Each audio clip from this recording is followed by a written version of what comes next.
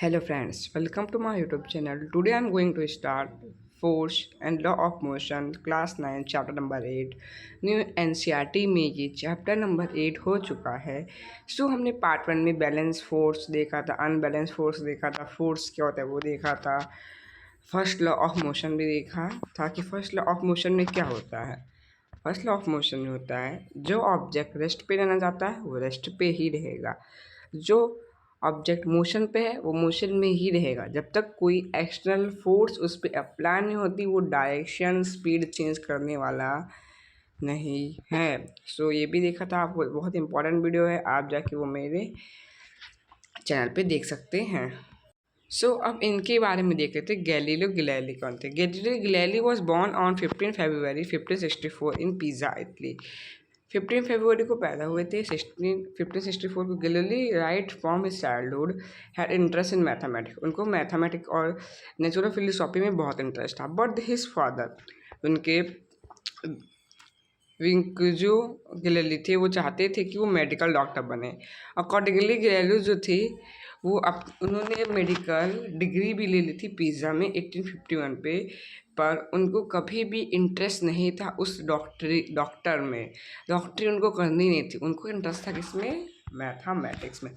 In 1586 he wrote his first scientific book. उन्होंने पहले scientific लिखी, द लिटिल बैलेंस बुक वाली, इन विच ही डिस्क्राइब आर्चिमेडिस। उन्होंने डिस्क्राइब किया method of finding the relative distance, find किया substance using a balance, balance को ढूंढ के स्पेसिफिक ग्रेविटी जैसा फाइंड करने का भी देखा। इन 1589 उनकी सीरीज ऑफ इजी डी मोटो ही प्रेजेंट दिस थ्योरी। उन्होंने थ्योरी भी मतलब इंस्लाइड प्लेन वाली जो भी रिप्रेजेंट की, जो मैंने आपको पिछले वीडियो में बताई थी। इन 1591 ही वॉज अपॉइंटेड, उन्होंने प्रोफेसर थे यूनिवर्सिटी ऑफ पुदा के रिपब्लिक ऑफ वेनिस में। हियर ही कंटिन्यू, उन्होंने अपने ऑब्जर्वेशन कंटिन्यू रखी मोशन के ऊपर, तो पढ़ते गए और उन्होंने किसके ऊपर वो किया? इंस्लाइड प्लेन, जो मैंने आपको पिछली वीडियो में इधर ही देखे, ये है इंस्लाइड प्लेन। इसके में मैंने आपको अच्छे से डिटेल में बताया है। एंड फार्मूला भी बहुत सारे करेक्ट के फार्मूला भी निकाले कि यूनिफॉर्म एक्सेलरेशन को कैसे है। गैलीलियो जो थी वो रिमार्केबल क्राफ्टमैन से थे, क्राफ्टमैन भी अच्छी अच्छी चीज़ें भी बनाते थे। उन्होंने खुद का एक टेलीस्कोप बनाया जो पहले के टेलीस्कोप के हिसाब से, जो पहले के टेलीस्कोप से बहुत अच्छा परफॉर्म करता था। अराउंड 6040 ही डिज़ाइन, उन्होंने पहला पेंडुलम क्लॉक बनाया। In his book starry messenger on his astronomical discovery, उन्होंने बहुत सारी लिखी। Galileo claim to have seen mountain, उन्होंने माउंटेन्स भी देखे थे मून पे। It is very important, mountains किसने देखे थे मून पे? गैलीली ने, गैलीली ने। The milky was made up of, जो मिल्की भी है वो बहुत सारी स्टार से बनी है। 4 स्मॉल बॉडीज ऑर्बिटिंग जुपिटर, 4 छोटे छोटे बॉडीज जो है वो ऑर्बिटिंग करे जुपिटर के। उन्होंने अपने बुक में डिस्कवरी ऑन फ्लोटिंग बॉडीज में लिखा है और letter on the sun spots भी लिखा है। ओके, बाद में यूजिंग हिज ओन टेलीस्कोप, उन्हें खुद का टेलीस्कोप यूज़ करके ऑब्जर्वेशन की सैटर्न वीनस के ऊपर, Galileo argued that all the planet must orbit the sun and not the earth. उन्होंने ही बताया था कि जो अर्थ है, अर्थ के सब चक्कर ही लगाते, अर्थ सन के चक्कर लगाते, और सारे प्लानेट सन के चक्कर लगाते हैं। क्योंकि पहले के लोग बिलीव करते थे कि जो अर्थ है वो सेंट्रल में है और सन वन सब उसके चक्कर लगाते हैं। आप यहाँ पे मेक अ पाइल अब सिमिलर कैरम कॉइन ले लीजिए। अटैम साफ हॉरिजॉन्टल हीट, एकदम तेज़ी से हॉरिजॉन्टल हीट मारिए। बॉटम सबसे नीचे वाली उस पर मारिए। If the heat is strong enough, अगर उसको बहुत तेज लगी तो bottom coin move out quickly, जो नीचे वाला कॉइन है वो निकल के बाहर आ जाएगा। Once the lowest coin is remove, the inertia of other coin make them fall vertically on the table. Means इसमें ये बताया गया कि फर्स्ट लॉ ऑफ मोशन दिखाने की कोशिश की जा रही है इनर्शिया वाला, कि अगर आप ऐसे कभी आपने खेला हो कि आप अगर सीधा रखते हो तो आप जोर से मारते हो तो खाली कौन सा कॉइन जाता है? सबसे नीचे वाला, जो नीचे वाला कैरम बोर्ड का कॉइन है वही जाता है, बाकी सब ऊपर रहते हैं, क्योंकि सब रेस्ट पे रहना चाहते हैं। ये भी रेस्ट पे रहना चाहता है, पर आपने इसको क्या किया? मोशन में लाने की कोशिश की, तो ये सब भी मोशन में आ जाएंगे क्योंकि वर्टिकली गिर रहे हैं। फिर आप 5 रुपीज़ का कॉइन एक कार्ड के ऊपर रखिए, ऐसे एक ग्लास लीजिए, टम्बलर मतलब ग्लास, ऐसे ग्लास रखिए, ऐसा है ग्लास लीजिए, उसके ऊपर ऐसे कार्डबोर्ड रख दीजिए और उसके ऊपर 5 रुपये का कॉइन रख दीजिए या 1 रुपये का कॉइन रख दीजिए। ओके, गिव द कार्ड साफ हॉरिजॉन्टल फ्लिक, जोर से उसके यहाँ पे ऐसे मारिए, यहाँ पे जोर से ऐसे मारिए। ओके, सो आप देखेंगे कि जो है कॉइन है वो ग्लास के अंदर गिर जाएगा, क्योंकि देखो यहाँ पे आपने कॉइन यहाँ पे रेस्ट पे था, कार्डबोर्ड पे रेस्ट पे था, पर आपने कार्डबोर्ड को लाने की मोशन में की और कॉइन पर तो रेस्ट में ही रहेगा। और आप तो कहोगे कि अब ये क्या कहते हैं, कॉइन नीचे गिर गया तो वो रेस्ट पे नहीं है, मैं वो रेस्ट पे ही था लेकिन ग्रेविटी ने खींचा, वो रेस्ट पे ही, जैसे आप सो रहे हो। ओके, तो आप ऐसे हैं, आप हिलते डुलते रहते हो पर आप रेस्ट पे ही तो हो, ग्रेविटी की वजह से आप ऐसे वैसे होते रहते हो। ओके, बाद में observe data groove is provide, मतलब आप ये देखें फिर शॉर्ट सा टीम में कि कौन से देख लेते हैं कि place a water fill tumbler on a tray में वाटर लीजिए, hold tray and turn fast you can, आप ट्रे में पानी दिए, जोर से पीछे घूमिए, वी एब्जॉर्ब वाटर स्पिल, वो गिर जाएगा, कैसे गिरेगा, तो वही देखिए, क्योंकि सडन आपको अचानक से झटका लगा, इसके वजह से गिरा। Inertia and mass. What is inertia mass? All the example and the activity given so far illustrate that there is a resistance offered by the two object to change its state of motion. हमने ये देखा कि हम object कुछ ना कुछ तरीके से मोशन में लाने के लिए हम कुछ ना कुछ हमने किया। इफ़ इट इज़ रेस्ट, अगर रेस्ट पे रहेगा तो रेस्ट पे ही रहेगा, अगर वो मूव करेगा तो मूव करता ही रहेगा। ये प्रॉपर्टी को क्या कहते हैं, इनर्शिया कहते हैं। इट इज़ वेरी इंपॉर्टेंट, जो चीज़ रेस्ट पे रहती है रेस्ट पे ही रहेगी, जो चीज़ मूव कर रही है वो मूविंग करती रहेगी, इसको इनर्शिया कहते हैं। क्या सारे पे सेम इनर्शिया होता है? We know that easy to push an empty box, हमें पता है कि हम अगर एक एम्प्टी बॉक्स लेंगे तो उसको अच्छे से पुश कर देंगे, खाली बॉक्स को धक्का मार सकते हैं आप जल्दी से, बट अगर बहुत उसके अंदर बहुत सारी बुक भरी होगी तो बहुत डिफिकल्ट होगा। सिमिलरली अगर हम एक किक फुटबॉल को मारते हैं तो बहुत दूर जाके गिरती है, बट अगर हम वही किक एक स्टोन को मारें, जैसे इतना बड़ा आपने कह लिया फुटबॉल है, इतना बड़ा ही आपने एक पत्थर ले लिया, आप फुटबॉल को किक मारोगे तो दूर जाएगी, लेकिन पत्थर को मारोगे पैर में तो आपको पैर में इंजरी भी हो सकती है, और अगर पत्थर को अगर तो थोड़ा ही मुड़ेगा, तो आपको आप ऐसा मत करो कि आप पे इंजरी भी हो सकती है। सिमिलरली एक्टिविटी 8.2 में हमने देखा इसमें ये 5 रुपये कॉइन आपने रखा था, 5 रुपये का कॉइन रखा था आपने, अगर आप उसके जगह 1 रुपये का कॉइन रखते तो हमें कम फोर्स मारना पड़ता, जितनी भारी चीज़ आप रखते हो उतने तेज़ से हमें फोर्स मारना पड़ता है। अगर 1 रुपये का कॉइन रखते ना तो अगर आप थोड़ा उससे कम मारते तो भी वो सीधा इसमें जाके गिरता, पर 5 रुपये का कॉइन उससे भारी होता है, थोड़ा तेज़ आपने मारा ना फोर्स लगा के, इसलिए वो रेस्ट पे रहा। अगर आप धीरे से मारते ना तो कॉइन भी मोशन पे आ जाता है। A force that is just enough to cause a small car to pick up large, जो छोटी चीज़ होती है उसको छोटी वेलोसिटी चाहिए, और जो बड़ी होती है उसको बड़ी चाहिए। This is because in comparison to the car the train has much lesser टेंसिटी, ट्रेन की जो बहुत कम टेंडेंसी होती है अपने state of motion. According we say that train has more inertia, जो ट्रेन में ज़्यादा इनर्शिया कार, जैसे ब्लैक कार्ट होता है और एक ट्रेन होता है, तो मूव करने के लिए किसको ज़्यादा पावर चाहिए, ब्लैक कार्ड्स को कि ट्रेन को ज़्यादा पावर चाहिए, इसलिए उसमें ज़्यादा इनर्शिया होता है। क्लियरली हाइवर हैवियर और मोअर, किसी में भी भारी चीज़ या ज़्यादा मास होता है, मोर मास होता है, तो उसके लिए लार्ज इनर्शिया चाहिए। Quantitatively the inertia of an object is measure by mass, जो इनर्शिया वो मास के द्वारा मेजर किया जाता है। वी में दस relative inertia and mass is called. Inertia का एक नेचुरल टेंडेंसी ऑब्जेक्ट की resist a change in this motion or of rest. The mass and object is measure of this inertia, मतलब जो इनर्शिया है, इनर्शिया की आप डेफिनेशन लिख सकते हो कि इनर्शिया का एक नेचुरल टेंडेंसी है, अगर कोई चीज़ रेस्ट पे रहेगी तो रेस्ट पे रहेगी, rest change it in motion पे तो मोशन पे रहेगी, रेस्ट पे तो रेस्ट पे ही रहेगी जब तक कोई एक्शन पावर रखती ही नहीं है। Which of the following has more inertia, rubber ball and a stone of same size, जिस पे ज़्यादा मास वो ज़्यादा इनर्शिया, स्टोन पे ज़्यादा इनर्शिया रहेगा। बाईसाइकिल और ट्रेन किस पे ज़्यादा इनर्शिया रहेगा, ट्रेन पे रहेगा, क्योंकि जो भारी चीज़ होती है, ये 5 रुपये कॉइन की 1 रुपये कॉइन कौन भारी होगा, 5 रुपये कॉइन भारी है। ओके, सो ये सब क्वेश्चन तो मैं आपको अगली वीडियो में बना के दे दूंगा। सेकेंड लॉ ऑफ मोशन, अब फर्स्ट लॉ हमने देख लिया था, तो इसमें जब तक अनबैलेंस फोर्स लगती नहीं है तब तक कोई ऑब्जेक्ट मूव करता नहीं है। Okay, we would now like to study, अब हम देखते हैं कि ये फोर्स डिपेंड होता है, हम फोर्स के ऊपर मेजर कैसे करें। लेट अस रिकाउंट सम ऑब्जर्वेशन, हम देखते हैं during the game of table tennis, आप टेबल टेनिस करते हो, if the ball hit a player अगर बॉल हिट करती है प्लेयर को तो उसको हर्ट नहीं होता, जो टेनिस की बॉल होती है, टेबल टेनिस की बॉल बहुत मतलब वो अगर बॉल हिट करती है आपको तो लगता नहीं। और ऑन द अदर हैंड अगर आपको फास्ट मूविंग क्रिकेट, अगर आपको बहुत तेज़ क्रिकेट वाली बॉल आके आंखों लगे तो आपको शायद तक हर्ट हो सकता है। ए ट्रक, जो ट्रक होता है Dust does not acquire any attention when parked along a side.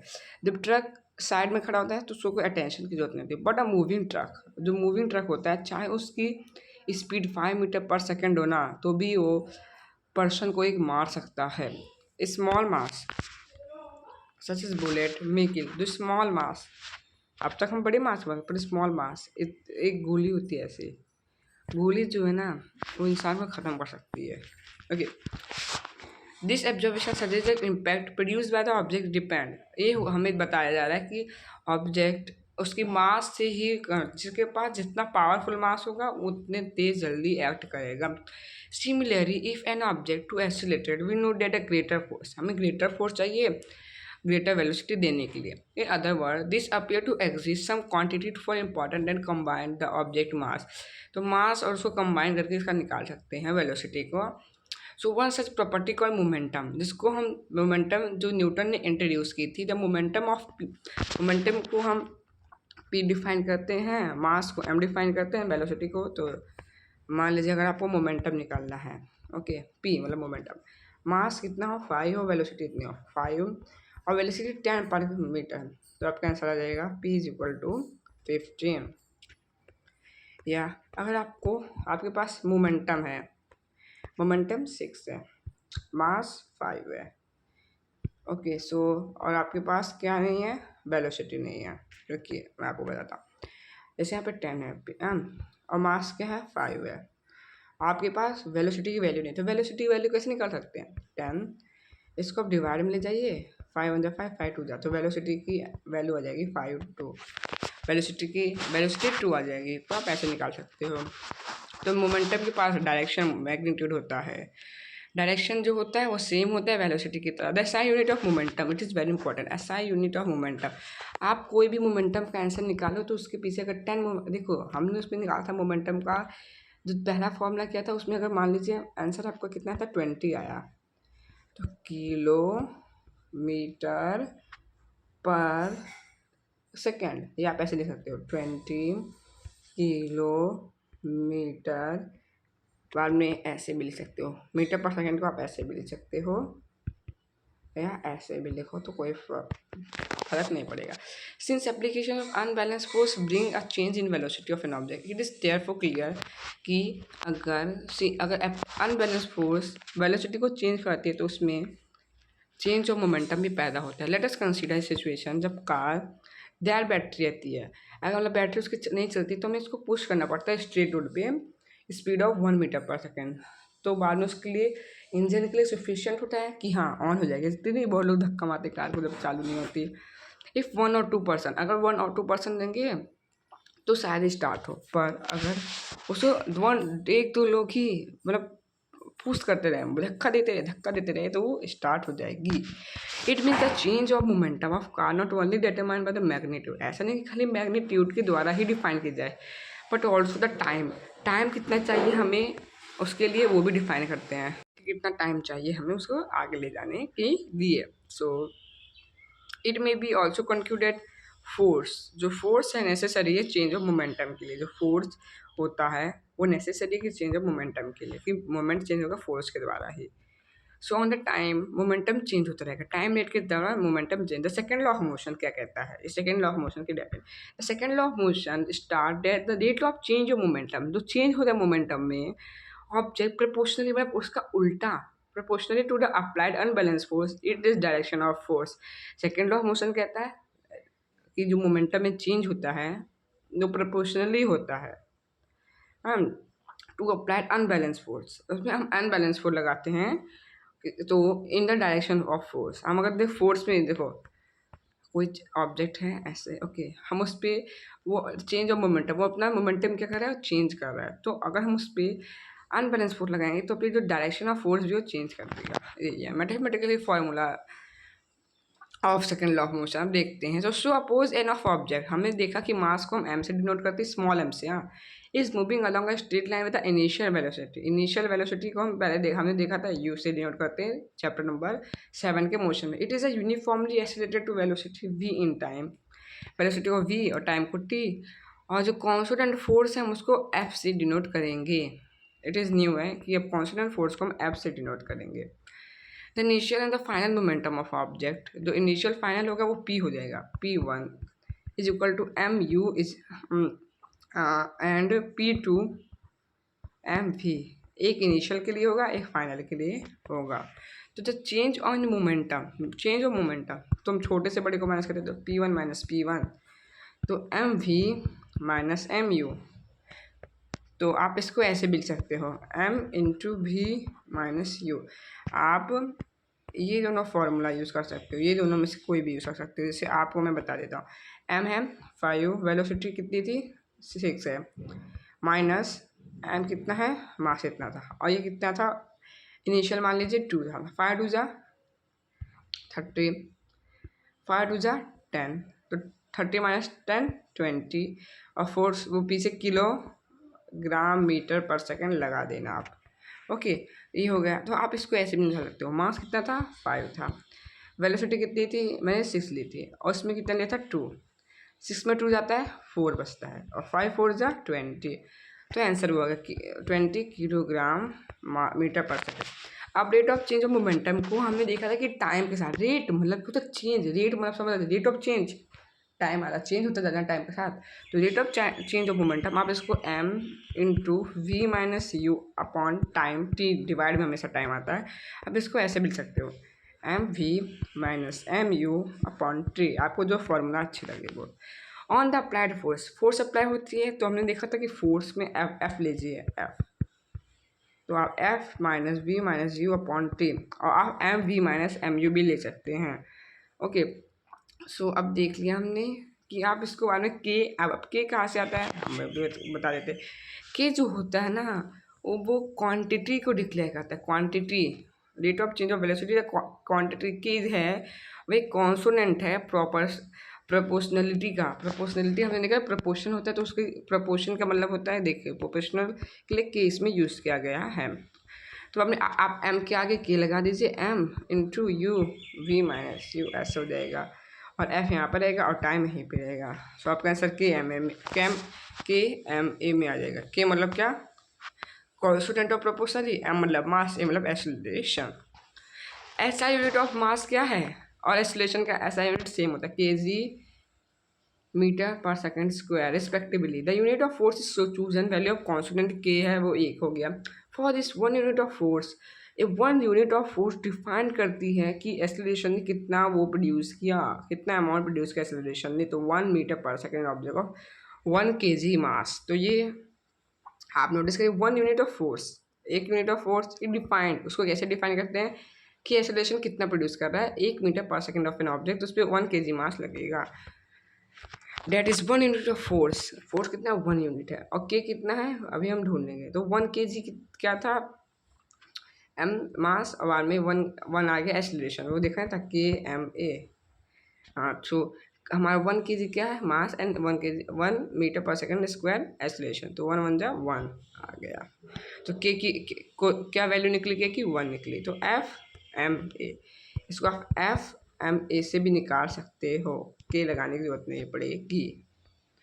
The unit of force of kilometre पर स्क्वायर और न्यूटन, हम इसको न्यूटन भी लगा सकते हो, आप इसके पीछे न्यूटन भी लगा सकते हो, ऐसा नहीं कि किलोमीटर पर मीटर स्क्वायर लगाते जाओ। व्हाट अ सिंबल, एन मतलब आप न्यूटन को भी आप एक बिग एन से भी डिनोट करते हैं। Second law of motion give an method to major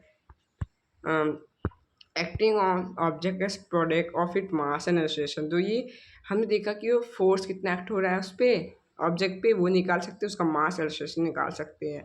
second of law motion हमेशा होता है, आपने हमेशा नोटिस किया होगा जब कैच करते हो फास्ट बॉल क्रिकेट की, तो वो हैंड पीछे ले लेता है, क्यों पीछे लेता है, क्योंकि वो वेलोसिटी डिक्रीज करना चाहता है। अगर आप ऊपर कैच करोगे तो आपको उसमें प्लाम में चोट भी लग सकती है, इसलिए उसको नीचे आने देता है कि जैसे जो मूविंग बॉल है ना वो डिक्रीज हो जाए 0 से। दिस एक्सीलरेशन ऑफ बॉल जो डिक्रीज हो जाती है, और कोई कैचिंग फास्ट मूविंग बॉल में भी कोई डर नहीं रहता।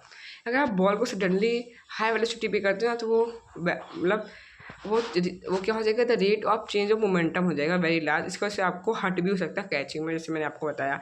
हाई जंप करते एटलीस्ट क्यों करते हो कि वो अपने आप को नीचे जब गिरते ना, जनो सही जगह पे गिरे, either on the question bed या sand ball, this is increase, क्यों टाइम अपना इंक्रीज कर। आप दौड़ के कूदते हो तो आप ज़्यादा दूर कूद सकते हो ना, वैसे वो ज़्यादा दूर फेंक सकते हैं। Often athlete fall to stop after making the jump, वो गिर जाते हैं जब जंप मारते हैं। This decrease the rate of change of momentum, इस वजह से rate of change of momentum गिर जाता है। Hence the force try to pound और हाउ अ कराटे प्लेयर, वो कैसे स्लैब ऑफ आइस को ब्रेक कर देते हैं एक ही अटैक में। ये देखिए, हाथ नीचे ले लेते जानो, ये डिक्रीज हो जाए वेलोसिटी, हमें हाथ में चोट ना लगे। देखो fielder position get ready with the moving ball wire holding catch. So अभी के लिए फ्रेंड्स इतना ही, 20 मिनट्स के ऊपर का वीडियो गया। आपको वीडियो कैसे लगी जब बताइए, फ्रेंड के साथ शेयर कीजिए। Thank you. और पार्ट 3 में जल्दी देखा हूँ, पार्ट 3 में चैप्टर कंप्लीट हो जाएगा। थोड़ा बहुत टॉपिक आपने इकट्ठी कर दिया जाता तो पार्ट 3 में पक्का हो जाएगा। Thank you friends. लाइक कीजिए, सब्सक्राइब कीजिए, फ्रेंड के साथ शेयर कीजिए। ओके, कोई क्वेरी हो तो आप मुझे बोल सकते हैं।